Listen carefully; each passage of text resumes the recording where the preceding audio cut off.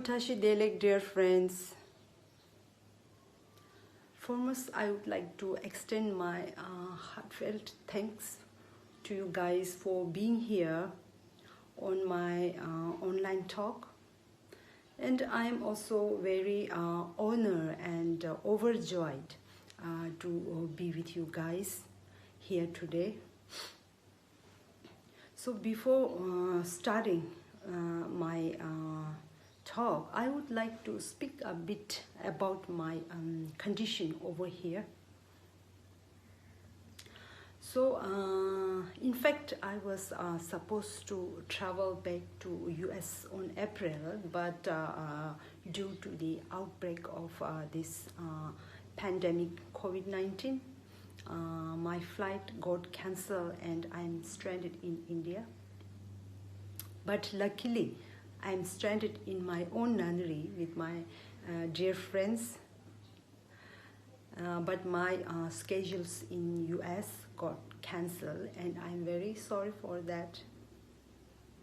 But here I'm spending my time efficiently and dedicating myself fully to Dharma. I do teachings in Shedra. Shedra means the Buddhist Philosophy Institute in our nunnery, and I also give talks to our little nuns on hygiene and health. And I spend leftover time on my personal meditations. So I always keep all the beings in my prayers, and I pray for the swift end and swift return of our normal life. And that's that. And well, now let's come to the point. Today I'm going to talk about the nature of this particular issue of COVID-19 and how we are supposed to deal with it wisely by relating it with our practices of Buddhism.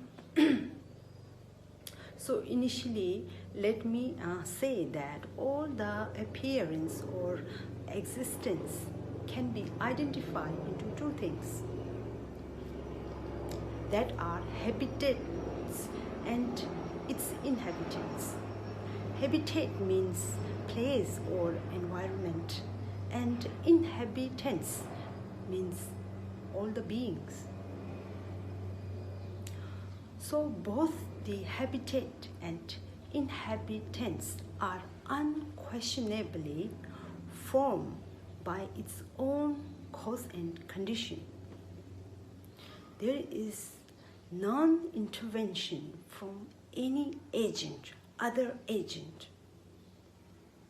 Due to that reason, all the existence has the same nature of dependence and the characteristics of transitory.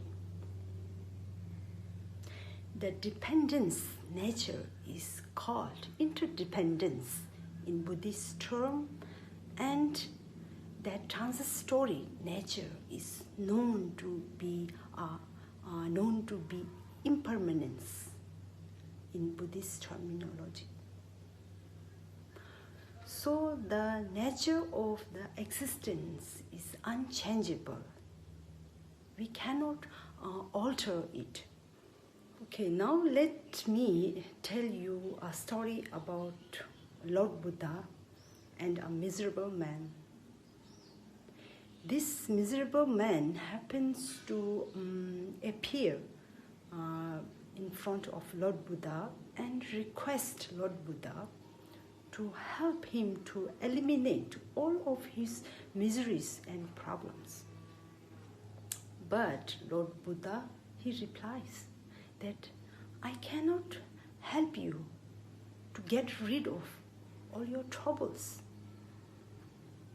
And this man, he again pleads, I have come here with very high expectation, and I even heard from other people that You can do everything. You have the power to change anything. But again, Lord Buddha, he replies that, I'm very sorry. If you came here for that purpose, then you are in a wrong place. And you are in front of a wrong person. Because I cannot help you in this matter. What I can do is I can just instruct you how to go beyond these miseries and happiness. I can instruct you how to not to get affected by the miseries and happiness. So this story, it tells us that no any powerful God or powerful person can help you to eliminate our sufferings and to eliminate the nature of this existence. So we have in this world and in our lifetime, we have lots of miseries and disasters, like natural and unnatural calamities. Natural calamities such as four elements cataclysms, and unnatural disasters such as individual disaster or tragedy or collective tragedies. Individual disasters such as like illness, chronic illness or acute illness, death, financial crisis, separation, and the collective tragedies such as wars, rebels, recessions, and this pandemic. So all those miseries and troubles are there in our life. It comes and it goes. Even if we try to avoid it, or even we try to fix it for instant, that would be only an instant solution. Again, in future or from different direction, that misery will occur again in different form. So we cannot run away from the issues, or we cannot change this issue permanently. Okay, let me tell you what did Bodhisattva Shantideva say about this issue. He said, if all the places and countries in this world are covered with spiky, prickly and thorny things, and you don't have place to walk. If we spend our life cleaning up and clearing up all those spiky stuffs, then we don't have enough lifespan to finish it up. So he said, instead of deciding to clean up all those stuffs, why don't you just put on a pair of sturdy boots and walk on it confidently? So here he means to say that we cannot chase after every situation with an intention to solve it forever, because we don't have enough lifespan to do so. So instead of that, why don't you train your mind? Why don't you change how you look at the situation? The situation, regardless of big or small issue, doesn't matter. What matters is how the perceiver views it and handles it. So at the end, it's our mind that decide how you look at the situation. So at the end, it's up to us how we look at it and how we handle it. So that's the message Shantideva is trying to deliver to us. So from these two stories or two suggestions of Lord Buddha and Shantideva, let's take it as a criteria which introduce us that all the nature of existence are unchangeable, and what we can change is our own mind. Once we fix our mind, all the situations gets naturally settled or fixed. So that's the conclusion, or that is the real message these two criteria is trying to show or trying to deliver to us. This COVID-19 has become a universal disaster for us. So the uniformity of this pandemic has already flourished or spread all over the world, so that its effect and impacts can be understandable.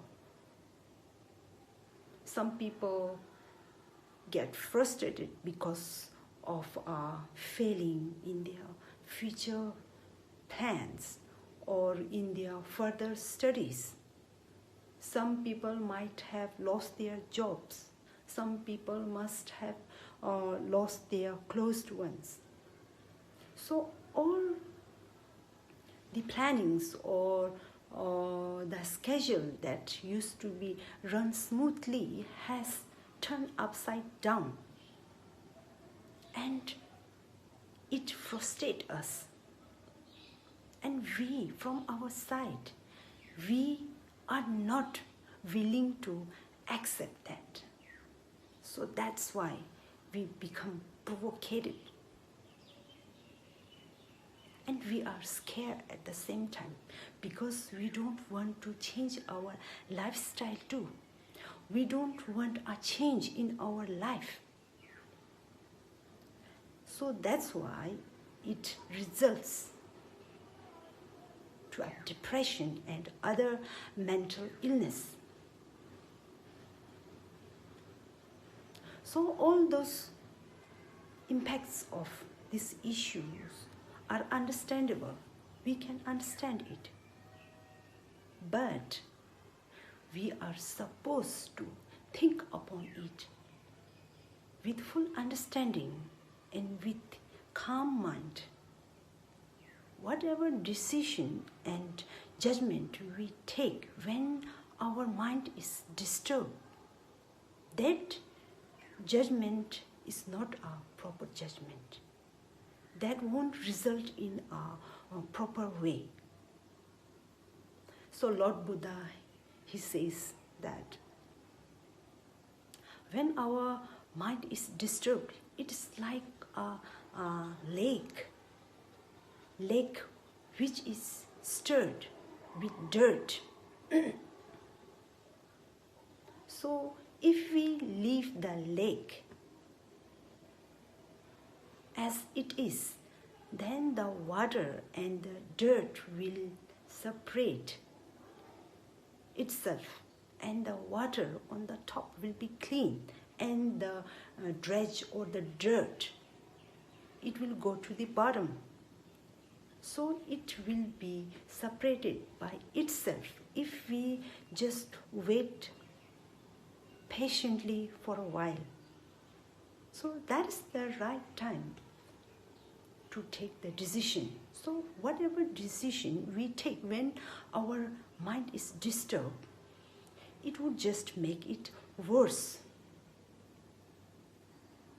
So when we have the problem of the current issue, we have to think upon it with calm mind and with patience. Take it easy. We have to take it easy and decide and take decision on it. So let's say if a person is suffering from diabetes, let's say diabetes. So to that patient, the doctor will literally give a list of do and don'ts and what to eat and what not to.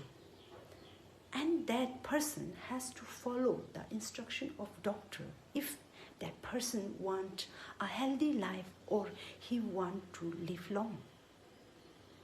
That person would not blame that doctor for snatching or invading his freedom to eat and freedom to do anything. And that person won't accuse anyone for suppressing him or like oppressing him not to do this and that. Because that person knows that whatever instruction he was given is for his own purpose, and if he follow that, he will be benefited, not the doctor. Likewise, when we are instructed by the Department of Health Services to maintain a safety measure, we should follow that because it is for our own purpose, isn't it? If we stay safe, it will save the other's life too. That is the altruistic behavior. So it's important for us to contemplate on it from a bigger picture rather than just thinking in a smaller level. So we have to think on it from different dimension or from wider dimension. Okay, so I know there's some people must have lose their job and they are they are disturbed by that, and when they are told to stay safe, they get insane and they get frustrated. But if that person is a practitioner, then he should think when he take the safety measure, he's doing a practice at the same time. He's practicing the Buddhism. Because practice means a habit. Practice doesn't mean just to sit still or to fold your leg and close your eyes, or to make to go to a remote place, or to make a specific time to practice. It doesn't mean just by that. Practice means to habituate ourselves, to the right action and right speech and right understanding and having right knowledge. So when we take this safety measure, it means we are practicing and we are saving others' life, isn't it? That is the basic practice of bodhisattvas, which is affiliated with the compassion intention. to save ourselves and to save the people around us. So the current message for us is to have a good understanding and to be patient. To have a good understanding means to have a good insight. And that is to accept the current situation as it is. And the second thing is willing to change according to this situation, to save ourselves and to save others too. So, to stay safe is the greatest job we can do in this period. So don't think those people who are jobless, don't think that we are idle and we have nothing to do. By doing nothing, you are doing everything, which means you are saving yourself and the people around you.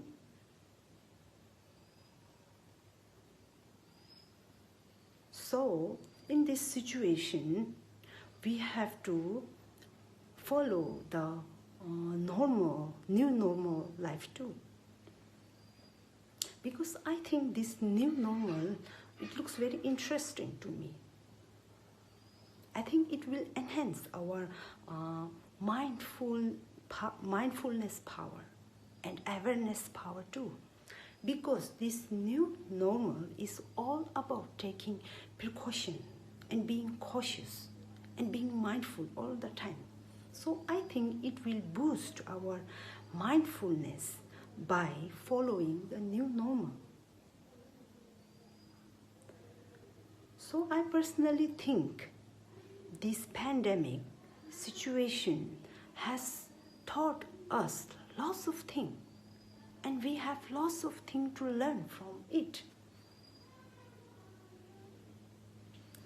So a thought came into my mind that in this current situation, I should say C plus C is equal to C square. The first C is to stay safe, which is the main practice of Buddhism, and it is being compassionate, being concerned about others. Compassion, being compassionate is the first C. The second C is following the normal life, following the new normal, which means maintaining a good mindfulness, and that will create a good concentration power in us. So the second C is concentration. By compassion and concentration, practicing these two are considered the best and core practice of COVID-19. So that's why compassion and concentration is equal to C square. C square is core practice of COVID-19. So I think in that way, instead of focusing on the negative side or on the negative part, why don't we focus on the positive? Why don't we take it on the positive level and try to adjust our life in this new normal? Why don't we adapt ourselves to this new situation? And why don't we take a safety measure to fit right into this current situation? Because it is for our own purpose at the end of the day, isn't it? So, my second point is how to deal with this issue by relating it with the practices of Buddhism. So the first thing is we have to take a measure, proactive measure, which means to practice it at beforehand. So I think we should put this meditation in our daily routine life every day. How we take care of physical body, we should also give importance to our mental health also. So some people, they start doing meditation from a small length duration of time, like from 1 minute to 2 minutes per day.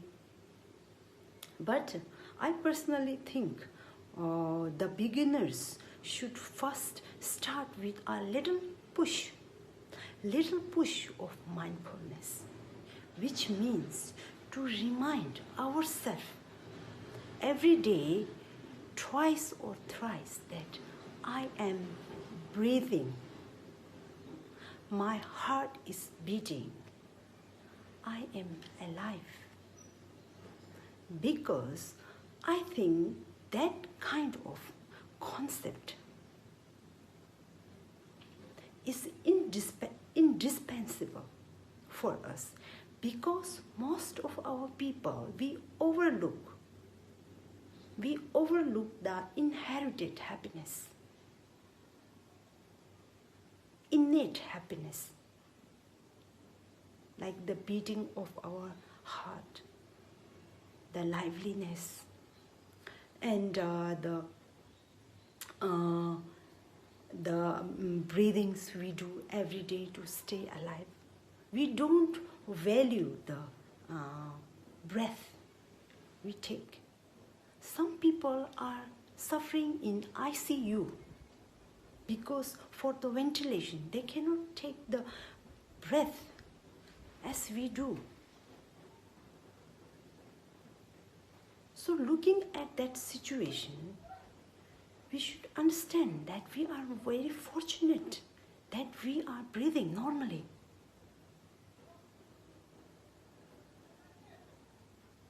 So that's why I think those kind of happiness, the small happiness or innate happiness, we should reconsider on it, and we should feel it, and we have to value it. So when we look from the context of competitive society, we tend to forget that kind of happiness that we are privileged with. So I think the beginners should start with reminding themselves that how privileged we are. And by reminding ourselves, it helps us to boost our mindfulness. Then we can take the second step to do the actual meditation. But the meditation is, we do meditation not just for the focusing purpose or for just the concentration. The meditation means it hones the knowledge. It has to hone the knowledge as well. It has to increase our knowledge. Just focusing on blank white wall or just focusing on some image, it's not going to increase or escalate our knowledge. So when we meditate, concentration plus insight has to be blended in meditation, has to be blended together in meditation, and I call it the right meditation. Otherwise, if we use the meditation just to enhance the focus, it's not the right meditation. because by meditating, our mind becomes flexible, accommodating, adjustable, adaptable, not rigid or not stubborn mind or not insensitive mind. So when we practice the concentration and insight together, it shows the result quicker, and it will show the positive result. So that result will reflect out on our personality, on our attitude, or on our character. So the trained mind are determined, but they are not obsessive or compulsive. Trained mind are affectionate, but they are not possessive. Trained mind are courageous, but they are not aggressive. Trained mind are detached, but they are not heartless or insensitive or desensitized one. Trained mind are competent, but they are not competitive.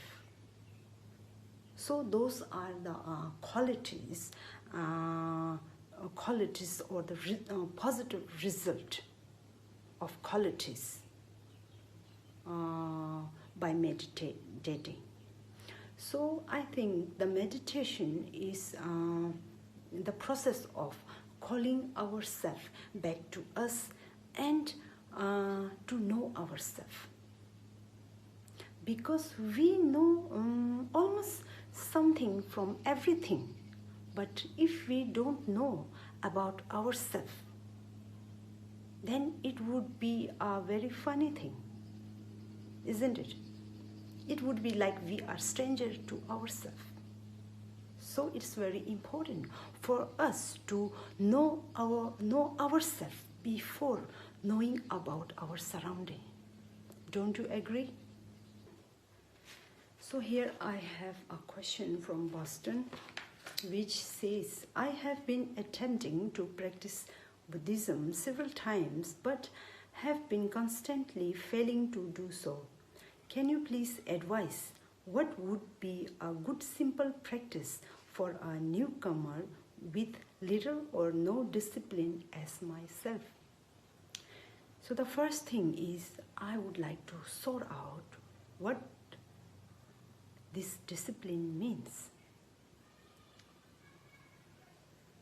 When we don't understand this discipline, it becomes a rule for us, and it will be followed by a feeling of suppression or a feeling of oppression.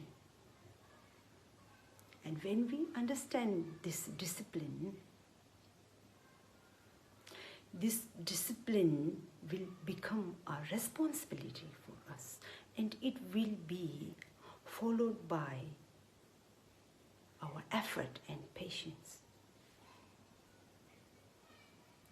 So it is up to us how we understand this discipline as. Discipline, it occurs in every moment, in every corner in our life, isn't it? Whenever we go outside, we will see the discipline in traffic rules. When we are inside with our family, we see the disciplines in our family.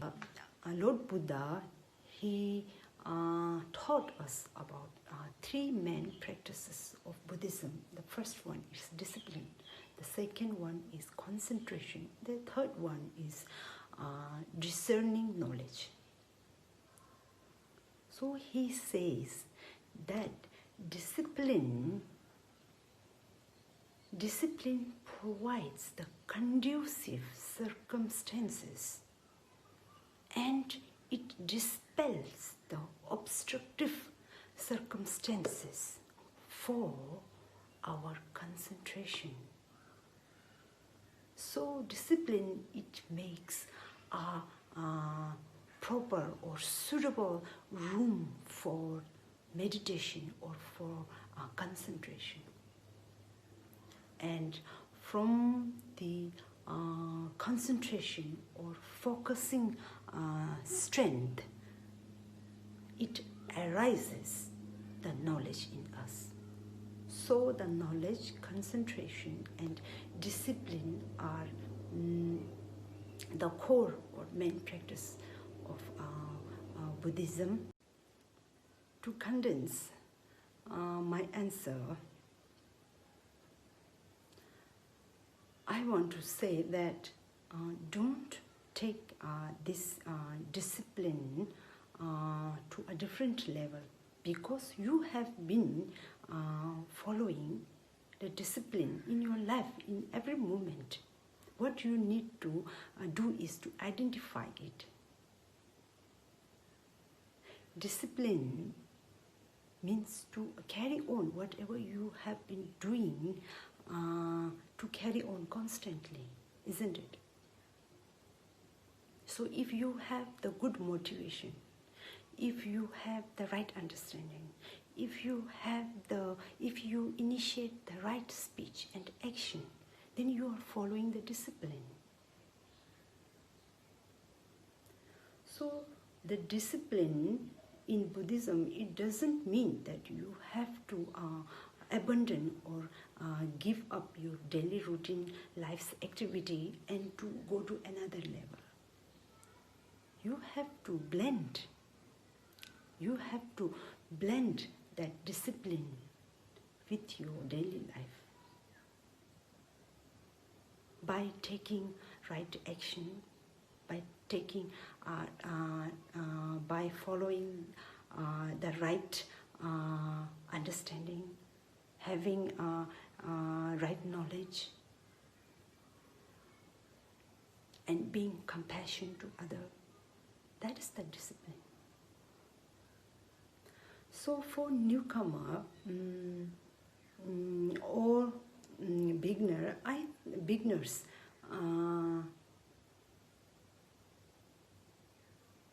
I think it's important for us to first understand the perspective of Buddhism, isn't it? So the main perspective of Buddhism can be understood into two aspects. The first one is theoretical approach, and the second one is practical approach. The theoretical approach is that all the existence are impermanence, because nothing is independent, so everything is based on cause and condition. So that's why it has the nature of impermanence, and we have to understand that. First, theoretical approach. The second one is all the afflicted things, it creates suffering for us, because our mind is already afflicted by anger, attachment and ignorance. And on that, the object of our five senses, it condition, intensify our suffering. So that is the second approach. And the third one is all the phenomena are emptiness. We have to accept that. And we have to accept it by scrutinizing it. No one is forced to believe it, but we have to first analyze it. Most of the people, they are interested in understanding the emptiness perspective of Buddhism. But for those people, I want to recommend that first please learn about the existence, before jumping into emptiness, because emptiness and existence are two sides of a coin, and it's inseparable, it's union. So it's very important for us to first understand, have the full knowledge of existence before understanding the emptiness. Then the fourth theoretical approach is the liberation. The liberation means to go beyond the conventional happiness and conventional suffering, to culminate or to reach the peak practice, which goes beyond all the conventional level. Being a Buddhist, first we have to accept these four theoretical approach. And from practical level, the first step of practical level is that first we have to understand that our human life is very precious, and in Buddhism it shows how important is our human life, and these are the purpose to uplift us and to identify the happiness that already exists in us, and it teaches us how to value that small happiness. Then the second practical approach is impermanence, which means how much fortunate we are, but still all our belongings and all our comforts and even our life is impermanence. It never lasts forever. So the second approach is understanding of impermanence, and the third one is to understand the individual's suffering, every individual's suffering. And the fourth one is how to get out of that suffering. What is the strategy to go beyond that suffering? So those are the four approach of practical side. And so being a Buddhist, I think first we have to have a substantial knowledge, should have substantial knowledge of understanding to this approach, and then we can step further for meditation and go to real practice. So that is my answer. I hope I have answered your questions. So this question is from New York City, and it says, Buddhist philosophy was carved out 2,500 years ago. How can I, as a 21st century ambitious and materialistic individual with a spiritual side, balance work, family, and ethics? Okay, so let me first clarify that the perspective of Buddhism is it encapsulates all the generations and all the eras, which means we can imply the perspective and practices of Buddhism in every period. So the Buddhism's teachings are not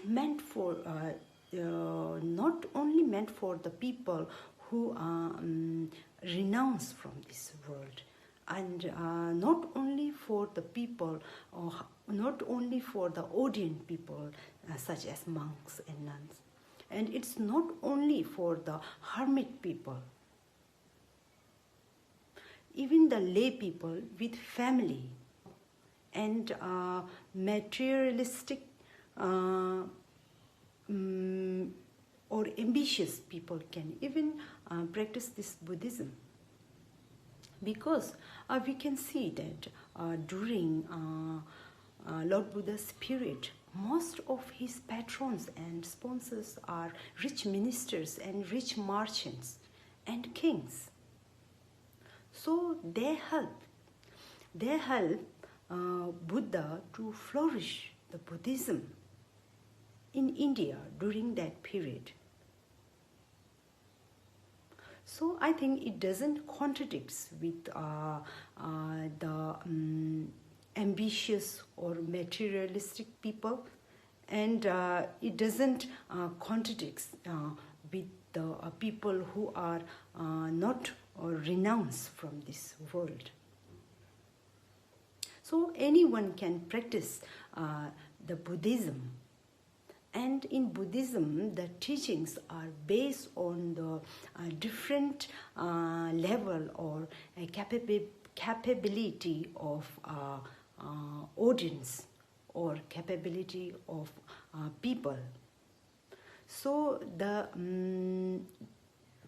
teachings of Buddhism are not uniform. It's not in uniform level. So it differs and varies according to the people's mental faculties and according to the people's own mental skills. So here you have asked about balancing the ambitious and materialistic nature with the spiritual side. So being a practitioner myself, I think that being ambitious is not a negative mindset, but being ambitious with too obsessive and too compulsive tendency is very harmful to us and to the people around us. So we should set a goal. We should set a goal in our life. But we shouldn't torture ourselves by being too obsessive about that goal. And we should never forget to enjoy the every moment of process to that goal, because once we achieve that goal, we will be satisfied for a moment or for instance, but again we will begin to feel bored and we will again chase after a new goal. So it's kind of rat race for us. So we should never forget to enjoy. And the second question is how to balance my work with a spiritual side. Work is worship. So an employee should render a work with honesty and allegiance in his or her workplace. So to work with full honesty is considered right livelihood or right action with right motivation. So whenever we do work, we should do it with full passion, without caring for the result or without worrying for about the positive results. So we should never forget to enjoy the work, and we should put our full passion in that work. So in the sense of family, balancing the family, there are it can be categorized into two aspects: small family and big family. Small family is our own family at the home, and big family is all the sentient being in this samsara. So all the beings are called family members because of these two reasons. Firstly, we share the same Buddha nature, And secondly, accepting karma notion, we believe that we have taken rebirth as one another's parents in our past life. So that's why we should treat every member of this big family with affection and sincerity. So I think that's how we are supposed to balance our lay life with the spiritual side.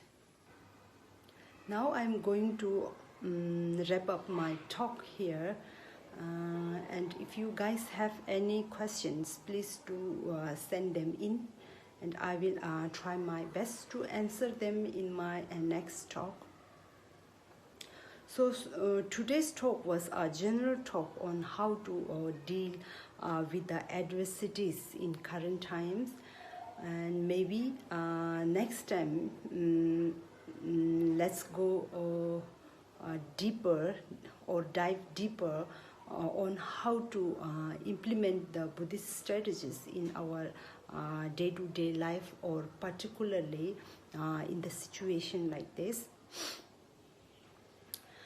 Lastly, I would like to wish you all the best, to you and your families, and please stay safe and healthy. And I specifically would like to request to those people who are infected by this COVID-19 that please don't get discouraged, because this illness can only attack our physical body, not our mind. So that's why it's up to us how to handle it and not to get affected mentally by this pandemic. And we all are together in this, and let's approach and tackle together in this challenging time. And I wish for a quick recovery, quick end, and quick return to our normal life. Thank you, and Dashi Delik.